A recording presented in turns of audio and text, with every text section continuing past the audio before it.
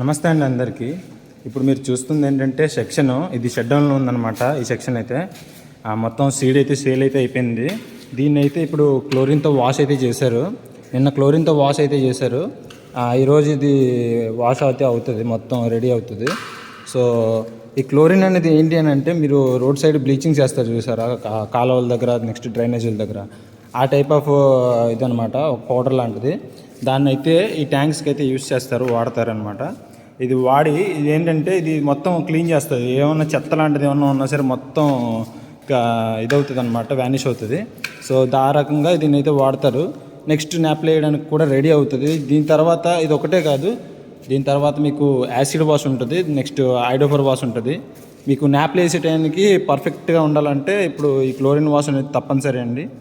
And then మీకు ఏదైతే grid pipes ఉంటాయో ఆ గ్రిడ్ పైప్స్ కూడా చూపిస్తాను మీకు నేను. వీటినన్నిటిని ఒక క్లోరిన్ వాటర్లో వేస్తారు. క్లోరిన్ కలిపిన వాటర్లో వేసి బకెట్స్, నెక్స్ట్ ఏదైతే స్టార్టింగ్లో వాడారో మొత్తం అన్నీ A to Z మొత్తం అన్నీ అయితే ఇందులో అయితే వేయడం అయితే జరుగుతుంది.